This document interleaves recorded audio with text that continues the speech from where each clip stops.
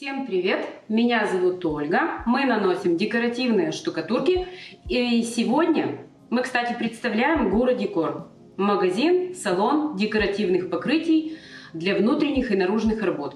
И сегодня впервые за долгое время мы просто будем наносить штукатурку. Не по заказу, не по какому-то проекту, а просто вот потому что появилось время. И мы решили что-то изобразить. Будем пытаться какие-то имитировать горы, но так как я не художник, и для вас это плюс тоже определенный, потому что я не художник, у меня нет какого-то опыта создания барельефов или еще чего-то подобного. Поэтому все мои ошибки, они наружу, и для вас они полезны. Если где-то я ошибаюсь, значит вы наблюдаете и так не делаете. А если где-то очень красиво, значит вы смотрите и повторяете, если вы хотите создать что-то подобное. Ну, давайте начнем с того, что мы покроем стену кварцевым грунтом. Кварцевый грунт – это подложка под декоративные штукатурки. Она содержит именно кварцевый песок, скажем так, да, и создает однородный цвет в стене и шероховатость нам необходимую. Кварц-грунт. Когда кварц-грунт не требуется? Он не требуется, если у вас оштукатуренная стена не цементно-песчаная, а, допустим, гипсовая штукатурка, да, ну, либо светлая штукатурка, то есть стена уже изначально шероховатая, и она однородного светлого цвета. В таком случае кварц-грунт можно не использовать, но обычную грунтовку нужно в любом случае, и в том, и в другом. Обычную грунтовку глубокого проникновения. На загрунтованную поверхность, на высохшую, наносится кварцевый грунт с помощью валика и раскатывается просто по поверхности без всякого опыта. Ну, то есть просто наносим и все. Вот взяли валик и наносим. Раскатываем более-менее однородно. Вон видите, как краска выглядит, но в нем песчинки, которые в дальнейшем и будут нам удобны для нанесения, для сцепления штукатурки.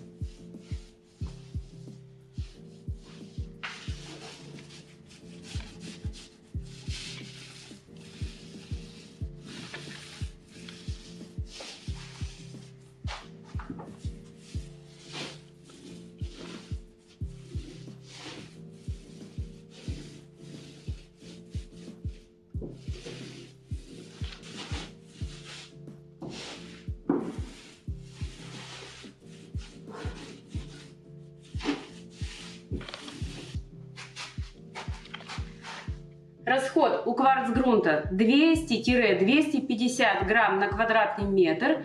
Нанесли и оставляем сохнуть от 4 часов, так назовем. В зависимости от влажности воздуха, может быть сутки даже сохнуть, а честно говоря, бывает и больше, если очень-очень влажно. Оставляем сохнуть и вернемся.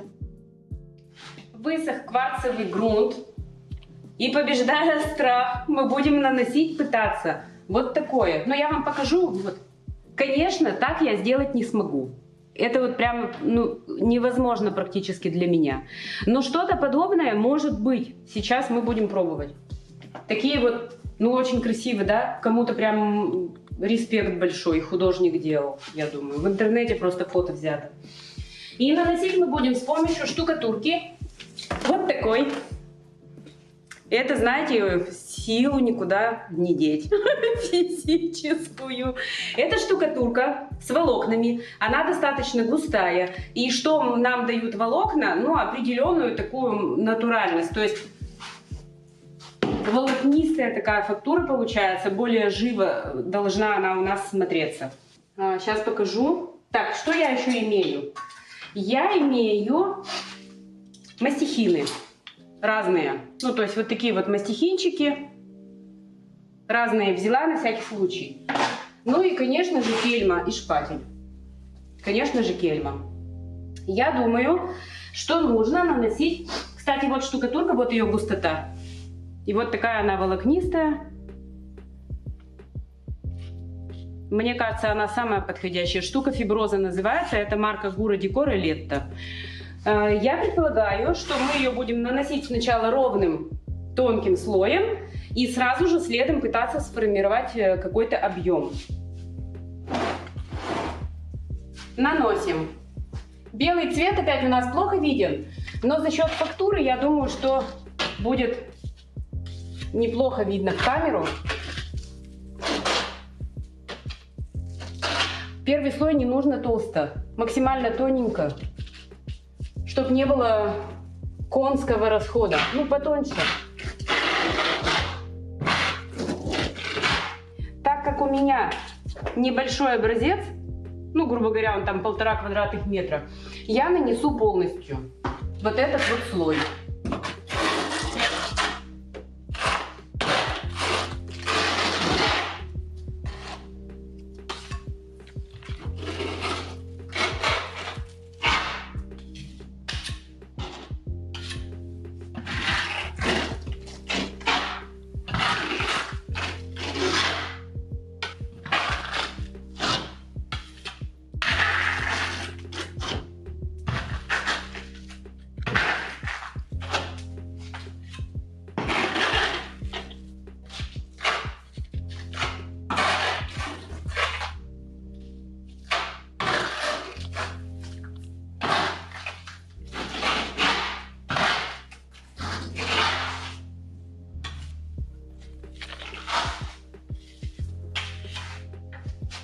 Нанесли слой, и теперь я буду смотреть периодически на фотографию и куда-то накладывать местами объем, и потом с помощью мастихина пытаться что-то до логического какого-то довести состояние.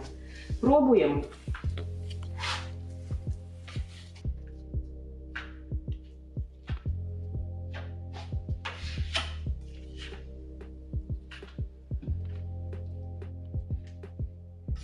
Может быть, это шпателем даже лучше делать, а не кельмой. Я лучше возьму шпатель.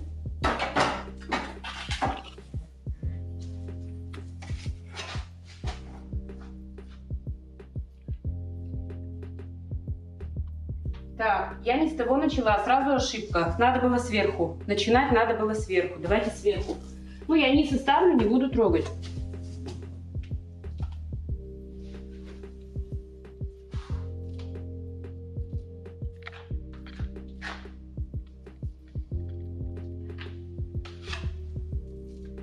Вот этот объем, он будет сохнуть долго достаточно, потому что слой очень густой, толстый, объемный. Соответственно, и высыхание будет дольше.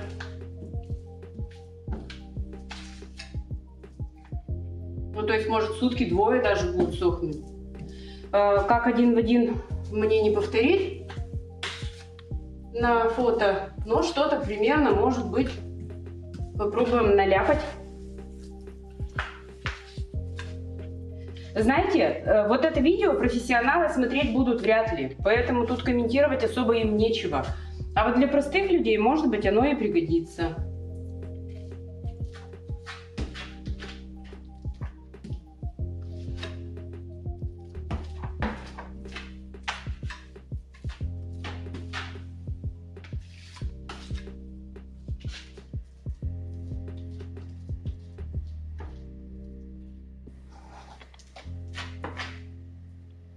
Как-то даже, когда работа не твоя, даже инструмент в руках сидит по-другому. Уж вроде шпатель я, что ли, держать не умею. Но вот в данном случае даже шпатель как-то у меня не очень. Но она, по сути, несложная. Я думаю, что тут больше дело вкуса. То есть делаешь, пока тебе не понравится.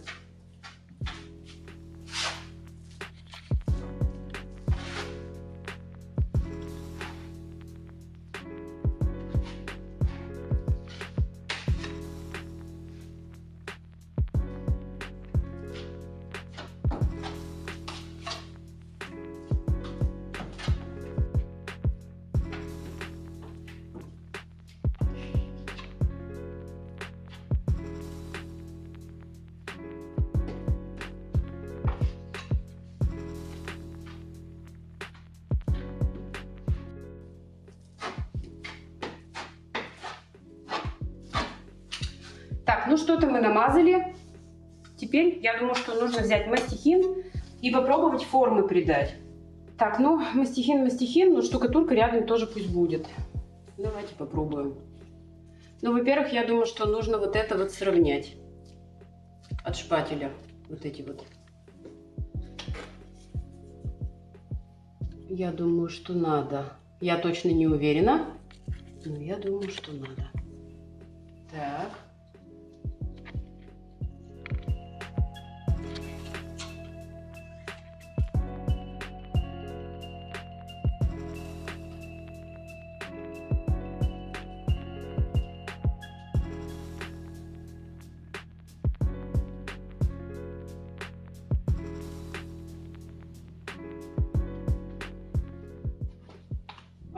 Я думаю, что нужно еще сделать вот так.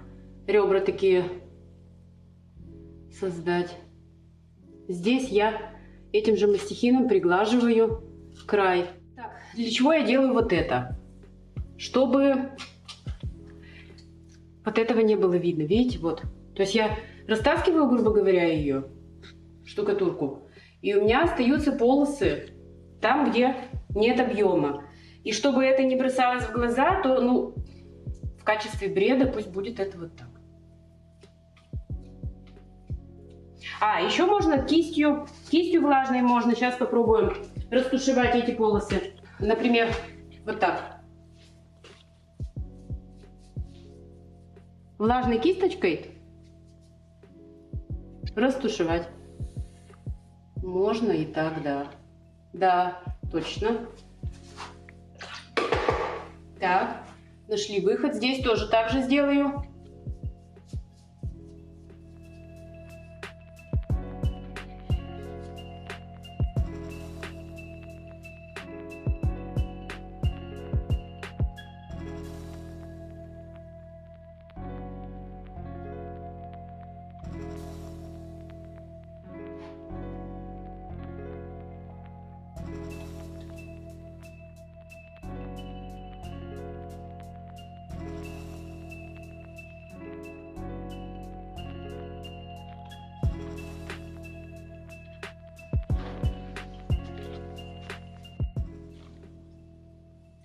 Там, где лишние части, вот так вот с помощью влажной кисти, мы их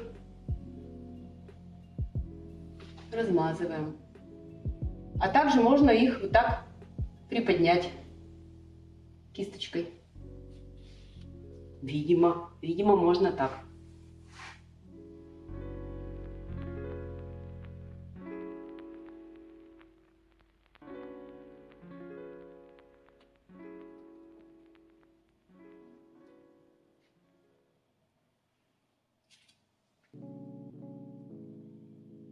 Что мы этим пытаемся показать-то? Елки, что ли? Ну, там есть такие полосы. Это скалы. Это скалы такие каменистые. Ну ладно, пусть будет у нас так. Вот так. Я просто заманалась мастихином, и это долго очень. Давайте шпателем. И потом вот так кисточкой сглаживаем углы. Вот эти.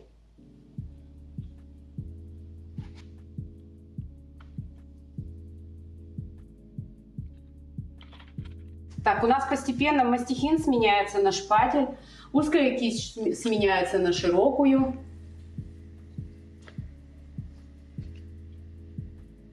Чтобы ускорить процесс. Вот так мне больше нравится. Припушить еще можно кистью вот так. Вот они, видите, приподнимаются. Я думаю, что мы вот так и сделаем. Сейчас вот так ее приподнимем немножко и потом всю ее кистью прижмем.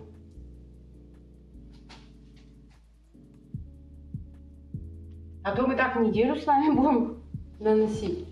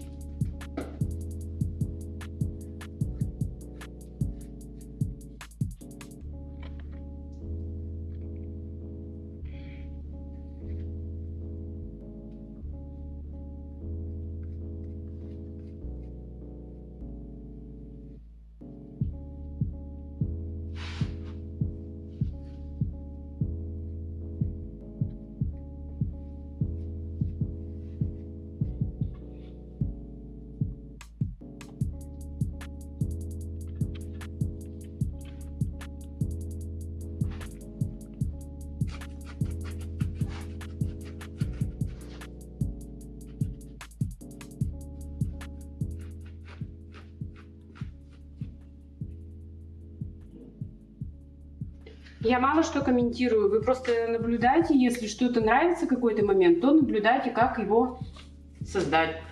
Ну, если не нравится, то комментируйте, что не нравится, почему. Мы всегда рады комментариям. Адекватным комментариям. Адекватным — это значит, что-то не нравится, и вы говорите, мне не нравится, потому что. И объясняете. То есть просто бывают комментарии, там вообще, как бы ничего не объясняю, просто оскорбления бывают. Такие комментарии удаляются. А все адекватные комментарии, они только приветствуются. Вот такие вот места мне нравятся. Если поближе показать. Вот они так кистью приподнимаются и такая как натуральная прямо встает. Вот таких бы побольше поверхностей получилось у нас. Было бы неплохо. Но вообще все же будет после окраса видно. Кисточку можно иногда смачивать. Смачивать водой.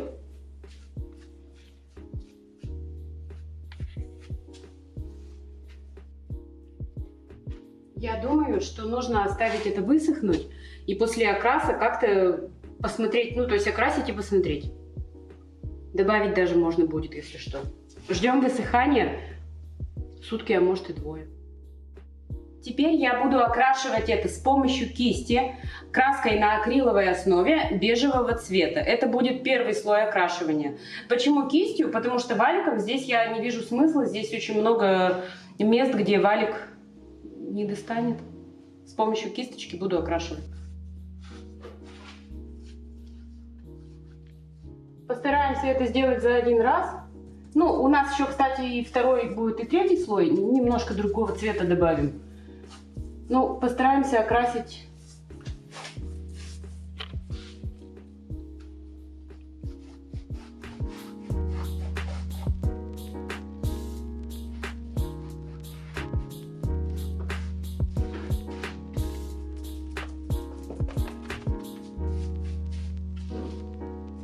Немного, но это не страшно.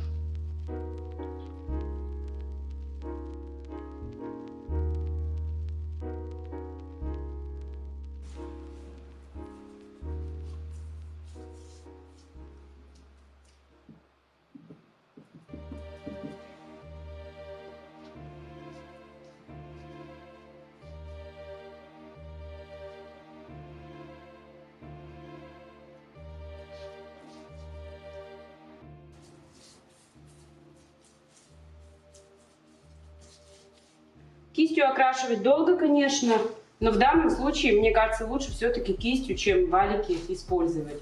Смотрите, как вам будет удобнее. Если вы будете что-то подобное для себя изображать на стенах, то смотрите, как удобнее. После того, как окрасили, оставим на сутки снова сохнуть. Оставляем сохнуть и снова вернемся, не переключайтесь. Давайте будем пробовать с помощью кисточки и черной краски. Кисточку немножко увлажнили и совсем чуть-чуть на кончик буквально возьмем черную краску. Снизу попробую отсюда. И вот такую вот линию, которую мы потом с помощью губки растушуем. Мы как бы тень как будто бы создадим тем самым.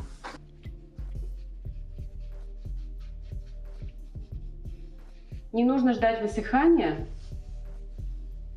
пока краска не высохла. растушевываем.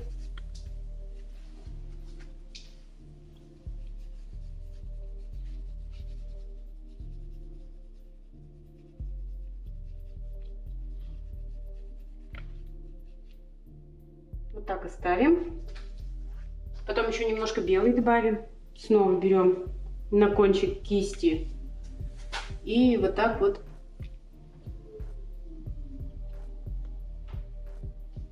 по граням создаем тень. Ну, это я так предполагаю. Так, долго ждать нельзя. Надо сразу растушевывать, иначе она высыхает, и потом очень трудно это сделать. Я уже там в углу накосячила, в противоположном. Показывать не будем. Пришлось закрасить.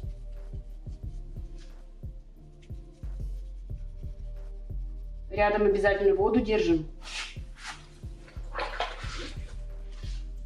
чтобы периодически губку мыть. Периодически губку мыть. Вот так вот примерно.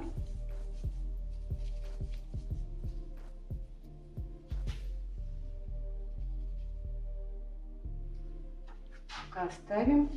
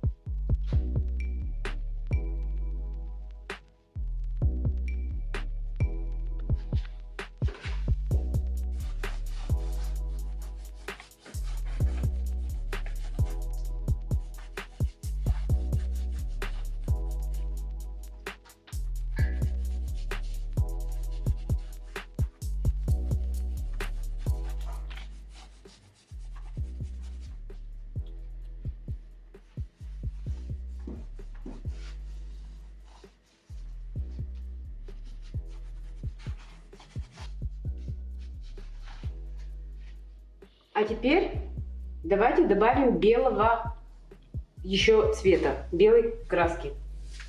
Так, я думаю, что мне понадобится крышка какая-нибудь чистенькая. Сейчас я возьму крышку.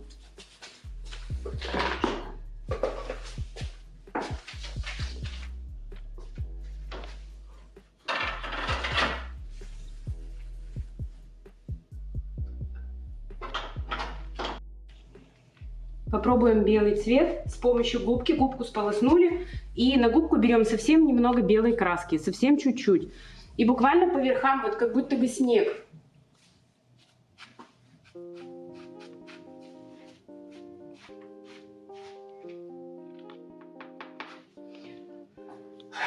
Мазня высшего уровня. Ну или низшего. Тоже не против.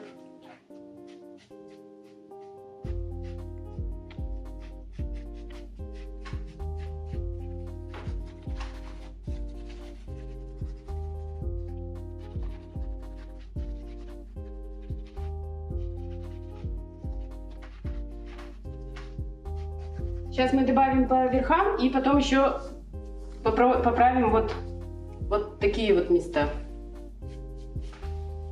Попробуем, что получится.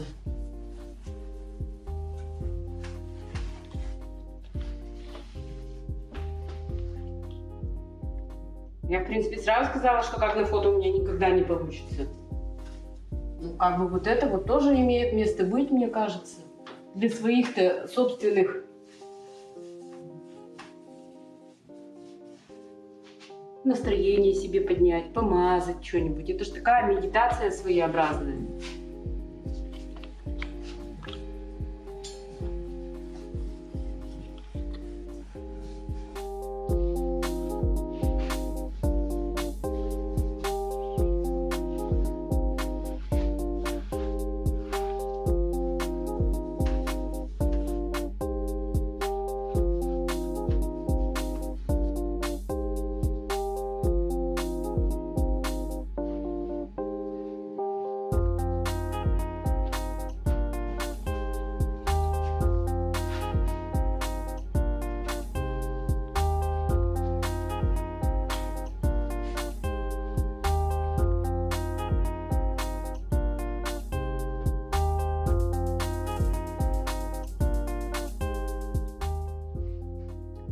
Теперь нужно каким-то образом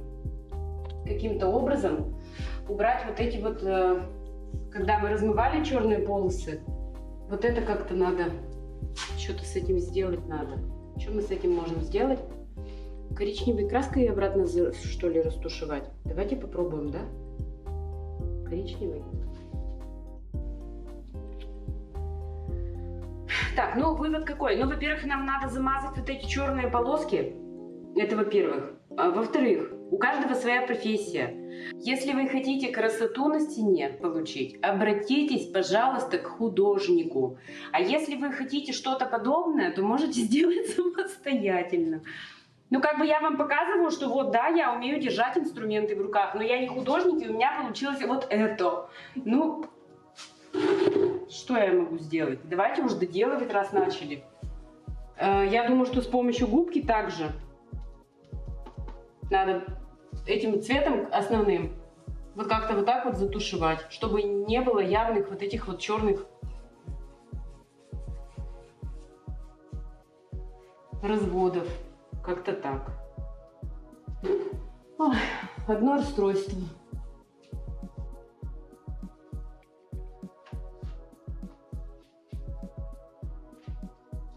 Может быть, и белого немножко убрать где-то местами лишнего.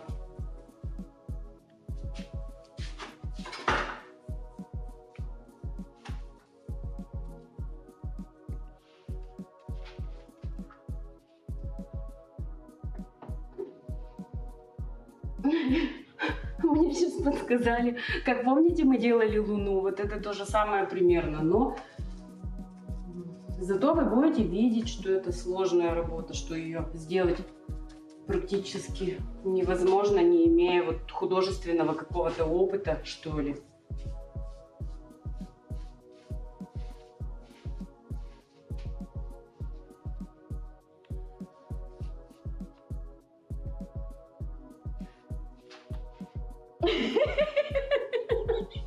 Я доношу, мне самой смешно. Мы это видео назовем, знаете как? Никогда не смотрите это видео. Ну, это провальное видео, но мы все равно его выпустим, чтобы все видели. Ну, я не знаю, я адекватно к этому отношусь. Но все равно, блин, ну вдруг кому-то понравится, вот откуда знаешь? Вот некоторые вещи ведь вообще не поймешь. Кому-то может пригодиться. Ну, или просто поржать. Откроют.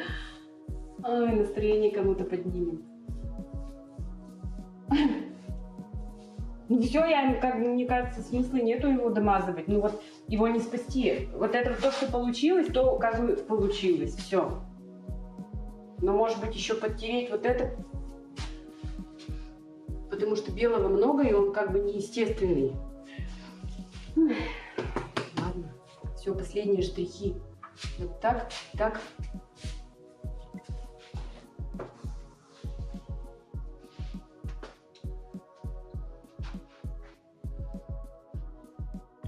Все, бесполезно. В общем, если понравилось, ставим лайк. Если не понравилось, все равно ставим лайк.